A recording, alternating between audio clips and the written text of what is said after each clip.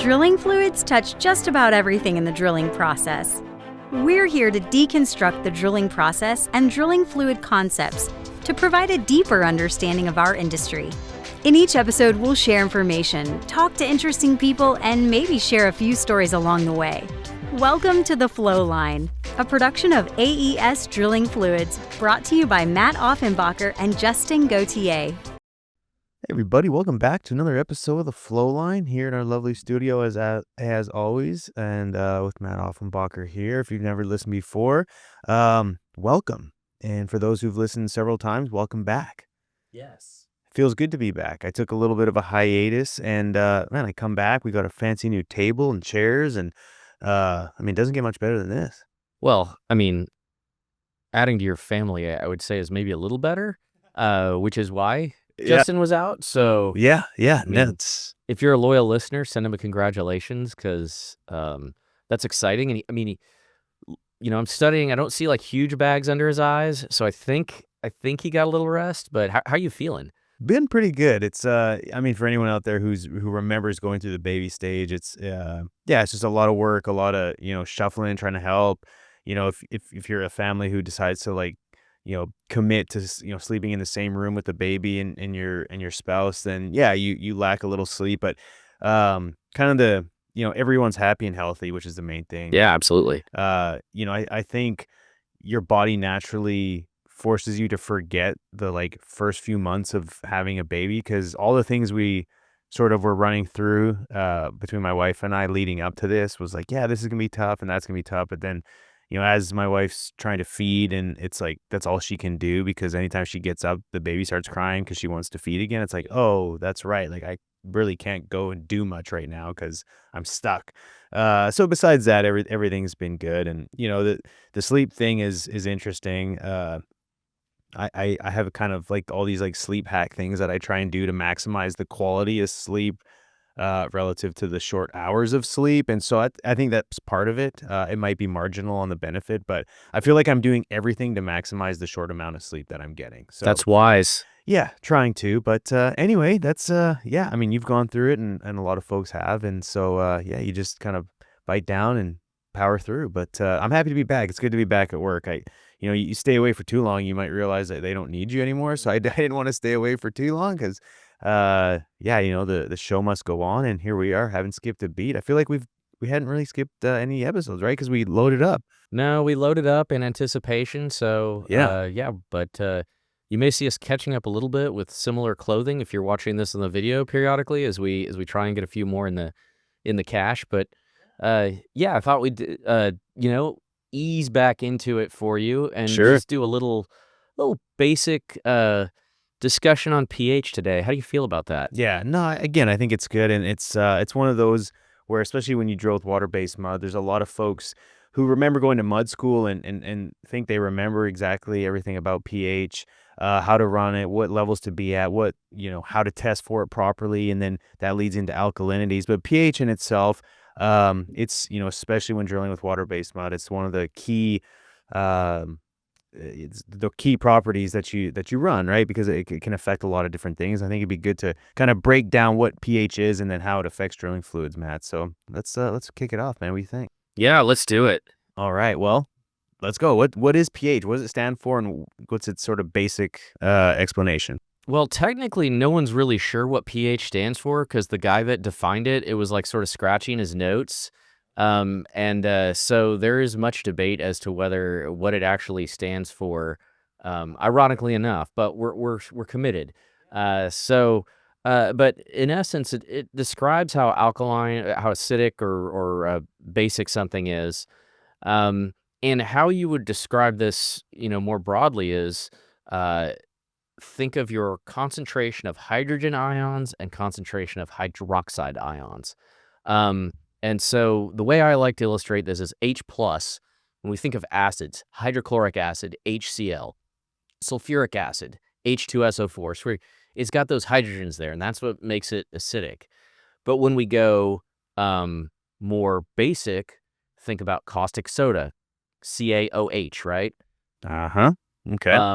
Or sodium, NaOH, I'm sorry. And then lime, calcium hydroxide.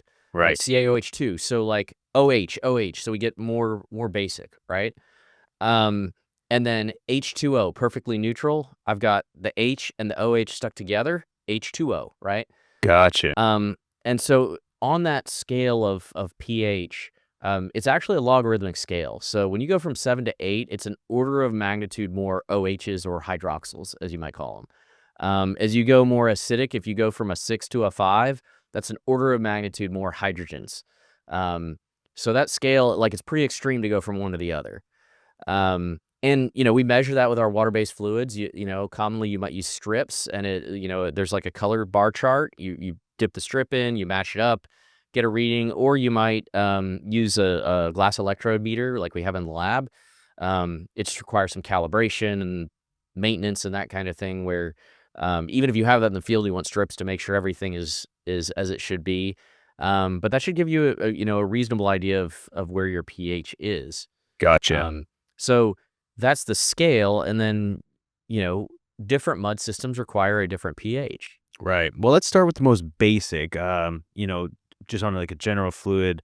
Let's talk about spud mud, and then we'll move on from there into something a little bit more complex. Yeah, I mean, I think a lot of we overlook, like, normally, without getting too far ahead of our outline here, I keep it above 9. That'll mitigate corrosion. But when we talk about, like, really reactive formations, especially in with your spud mud, real shallow, you actually want to keep your pH closer to neutral. And the reason is that you can actually activate and disperse those reactive clays, actually, make your whole situations worse, your gumbo situation worse, because if you're too alkaline, you have too many of those OHs, it actually increases more the negative sites on the clay and creates more problems for you. Right. So spud mud, we don't actually start throwing in a lot of that stuff. And the example I try and use as far as what can happen with those reactive clays is, I don't know if you've ever done this, but you're trying to clear lines. Have you ever made like a caustic pill and pumped it Yeah. through? Well, I don't know if it was about clearing the lines, but it was sort of to help kind of like break up and do almost like a caustic pill. Yeah. If you're getting it was offshore getting our sort of BHA to clear up. But anyway, not to clear lines, but it makes sense conceptually. Yeah. Yeah. So, I mean, sometimes we'd circulate them around to break stuff free before we cleaned everything. Um, so that's just sort of an example.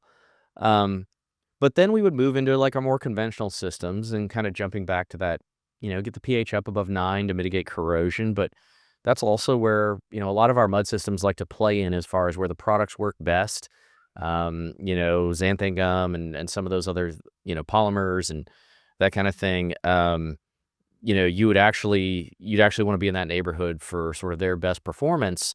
It would be, I don't know, between 9 and 10.5, I would say, is sort of the most common range Right. for most water-based muds.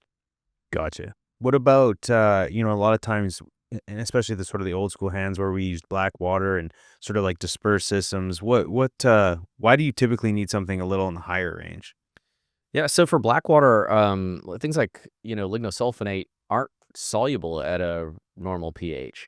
And so what you'll do to solubilize them is you'll create what you call black water. So you'll take your caustic, you'll get the pH 10.5 or a little higher than that. And that way you can get your lignosulfonate solubilized, and then you'll bleed it into the active system. And you're going to end up with a net higher pH on that system. It won't be as high as the water that you made, but it's going to facilitate adding it in. Right. So, there's, that's just an example of, wanting to run your pH higher, at least for particular additives. Mm-hmm. And then let's say, something else that can really jack with your pH. And if you're drilling with water-based mud, you've had to go through this, but drilling through cement, especially if you've got green cement, how does that affect your system? It's, I mean, because cement is silicate, same thing with silicate drilling fluids, they're soluble at a very high pH. And so they can wreak havoc, just by way of they'll start breaking down a lot of your other drilling fluid additives. And in fact, there are certain additives that will actually, degrade into something more basic, Like if you have an amine or like PHPA, something that has those amine groups, and you effectively burn it up, you can release the free ammonia, which creates other problems on the rig that can be a bit aggravating. Yeah. And so, I mean, I've seen a couple of situations. This was, back in the day offshore. Um, we were trying to cut and pull some casing, do some other things, and they were like, "We'll just use the water-based mud we have." And it was a high-performance water-based mud, so it had a high concentration of amine. And they just, they didn't care what fluid it was because they were cutting all this casing. Well, there was green cement down there, and sure enough, it started creating a bunch of problems with ammonia at the rig floor and that kind of thing. So less of that. Um, but that's when you end up in those really high ranges you don't want to be in, and you're kind of fighting to bring it down. Right. Um, And something else to note, in high pH, I remember being, again, on a jack up, and we had a system that was a polymer system, and they wanted to, flip it over to a dispersed. And so instead of sort of rebuilding, dumping it, they said, well, just jack the pH up, burn off all the polymer and rebuild it. And so I don't think that's common practice, but for some reason, that's what we did. This was several years ago, but I remember just hauling in like a full pallet into the sort of the pit room, which was, it was, looking back at it, there was probably a much better way to do it. But me and I think the pit hand were like hand bombing caustic over the grating to burn off all this polymer. And yeah, it stunk and it was terrible. And it started boiling because it was so hot and very dangerous. Don't recommend that at all, especially in like an enclosed environment like that. But yeah, I mean, you get the pH high enough, you can basically burn off anything. It Yes. gets extremely hot. So just from a safety perspective, you have to be extremely careful if you're working with high pH systems. Yes, and I mean, that's why, the caustic barrel, if you're adding caustic, is so important because, to your point, yeah, it's an exothermic reaction. I've been involved. We had to mix KOH with a coolant. I mean, this was years ago, and it was an enclosed pit room, and this was like offshore Qatar. Like it was probably 130 degrees in that room, and everybody was in Tyvek suits. Like we had to get everybody rotated out to hydrate, and like we found a way to do it, but it just it begged the question of, is there a better way to do this on land and then send it out? Yeah. So proceed with caution. Um, but I thought of probably one of the big reasons in water-based mud that we really break this down as we get into H2S and how high a pH is high enough. Um, and I mean, in the oil field mindset, if a little is good, a lot is better. How we can actually create more problems for ourselves out of fear of encountering H2S, Yes. and that sort of thing. And so, I guess kind of breaking down what you call ionic species, where H2S is the thing we don't want, right? I got two hydrogens and I got a sulfur. And remember, on the pH scale, as I move to the right, as I become more alkaline, I start losing those hydrogens, right? Yeah. So I go from H2S to HS minus. And then I take away enough hydrogen, so I'm way, way over on the alkaline side, where my H's were pulled into H2O. So I've got a bunch of OH minus to the right, and now I'm at S minus. So that happens above about a pH of 10.5. And let us not forget the scale is logarithmic. So most people say, okay, 11, 11.5, like there's no available H2S. An important thing to remember is this is a temporary measure because it is reversible. If you drop your pH, guess what? You get those hydrogens back, and that ionic species goes back to H2S, and you have the same serious concerns you would have with H2S on the rig. So,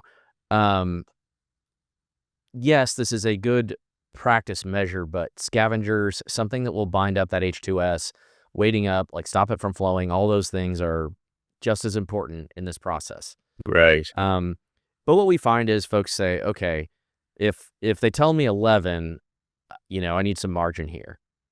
And I'm going to repeat it again. pH is a logarithmic scale. But occasionally we find ourselves in a position where people are really run the pH up to 12, 12.5. And that starts to create other risks and other issues at the rig. And that's kind of the, maybe the takeaway of this conversation, at least in the context of how we discuss pH today, is you get the pH up above 12, one, you really do start possibly creating formation issues and cutting. So if you're trying to drill ahead, you're interacting with those clays in a different way. Right. The other thing is elastomers. My experience has been with like valve seats and like surface crap on the rig. Usually, Yeah. you'll start noticing leaks and stuff will be breaking out. And this is one reason people hated silicates is they're awesome as far as cost, environmental. They're super inhibitive, but you run such a high pH natively, and then everybody gets mad because of everything that breaks and everything you have to fix that you get one well in and people are like, dude, not again. Like, Yeah, no, that it's tough on the rig, and especially if that stuff dries and isn't like properly washed off after you make a trip or doing things. It's you gotta kind of add some extra measures if you're working around silicates. yeah, and Which that is high pH affects skin. I mean, yeah, there's other reasons to not want to go that hot if you can avoid it. I mean, we're using this caustic barrel, which is effectively giving you something that's a pH of 14. I mean, yes, it's logarithmic. It's 2 orders of magnitude down, but a pH of 12 is pretty hot. yeah, And so, that I think you've got to balance the practical measure of mitigating against H2S, which is something that should always be taken very seriously, with how far do I need to go before I start creating other problems that I've sort of self-inflicted out of fear of, another situation. right. Um, Can eh, you? Oh, sorry, sorry. go ahead. No, no, no. I was gonna say, before we continue, unless there was anything to add to the H2S piece of it, but can you just briefly touch on, and we've done corrosion episodes, but can you briefly touch on sort of the high level reason as to why a higher pH actually helps mitigate corrosion? Because that's something I just want to clear up in case someone was sort of still scratching their head. Right. Well, I think from an acid-based perspective, if you're more acidic, you're going to draw iron into solution, right? And you start creating that path, the circuit as we describe it, for iron to move and be converted from iron and steel to iron oxide, and you get that pathway running. So that's lower pH, acidic. You're more likely to have, especially with carbon steel, potential corrosion issues. Right. So Okay. Perfect. I um, mean, yeah. And then you could dive deeper. And again, we did a corrosion episode. I just wanted to touch on that before we move ahead into talk a little bit about carbonates and bicarbonates as it relates to the sort of alkalinities and pH. sure. I think here, we've talked about pH versus alkalinity, and alkalinity is sort of like the buffering capacity of something, right? So like sometimes you add acid or something acidic or something, and like the pH doesn't go down right away. And it's normally because there's something else there that's tying it up. And this is where, we run our alkalinities to determine, is our PF and our MF and what is our, what are those relationships? Like, where is it buffering? Yeah. Um, but that's all across a pH range, and we're still focused on those ionic species, right? So, carbonic acid, HCO3, um, and or H2CO3, and then HCO3 for bicarbonate, and then CO3 2 minus or whatever to the far right as I take away those hydrogens, right? So I'm in this like acidic corrosive gas range, and then I start working my way over. And so understanding I'm taking away hydrogens, like that's the goal to get over to the right. Like that's why we mess with our pH. Right. But moving our pH around also, we need to sort of understand what unintended consequences could occur because of that. Uh, as far as what my contaminant is, how does it affect the fluid? If it's one versus the other, how do I want to raise my pH? Do I need to keep my pH? Am I trying to keep it relatively constant? Do I not care? So like carbonates and bicarbonates, we have a whole other episode on that. But from a pH perspective, I start out with carbonic acid, moving my way to the right, the same way that like H2S is this acidic material. I take away the hydrogens and I get all the way over to the right, and I no longer have that acidic corrosive gas. My ionic species has changed. Gotcha. So Perfect. No, that's Again, that's probably a deeper dive for folks out there. Especially if you're a mud engineer, you may have learned a lot of this in mud school. But for the purpose of running mud, a lot of times you get your mud program, you've got the range that you're supposed to be in, you've got your product or two that you're using to adjust pH, and normally you don't have any issues. But I think it's good to sometimes have a deeper understanding, or at least have some reference if you really want to dive into it, because you do get some company representatives, or maybe some customers, or even folks within your company that sort of challenge a pH range that make you scratch your head, or want to run something a little different. So hopefully this helps clear that up, and maybe gives a better understanding, Matt. So what would you say, just sort of generally speaking, are the key takeaways for folks out there? And I think understanding pH as as the parameter, right? Because like you said, you may get this recommendation and it's, well, so and so has always been running this mud system forever, wherever they're from. And so, like, let's put it in context, because it might be a good suggestion, or it might be, well, actually, we only do that with these types of mud systems. Yeah. And then I think the other part of it is, I think particularly what we see with H2S is there's this mindset of, I got to get the pH up as high as I can. Um, and there's a real risk of doing more harm than good when you're trying to mitigate that risk if you go too crazy. Yeah. So we just want to be practical and understand sort of where we are in the midst of all that. And once you get up in those really high pH ranges, you can start creating other problems, both downhole and, with the rig equipment. And it doesn't have to be this way, Justin. So. Right. It can be a lot simpler. Hopefully everyone's on the same page now. And man, the best thing you could do is to send this and share this with some folks out there, especially who are in the drilling fluid space.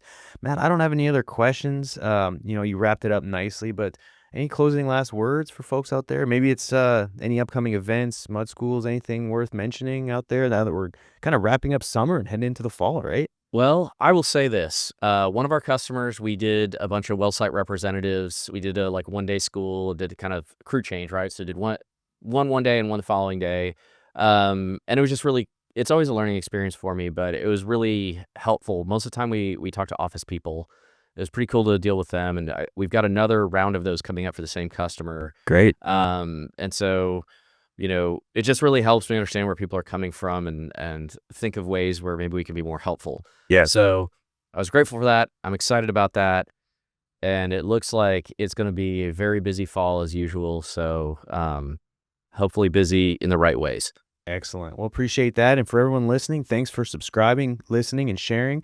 If you could connect with us on LinkedIn, if you have any questions, thoughts for a show, if you'd like us to elaborate on any sort of topics or concepts that we've talked about recently, let us know.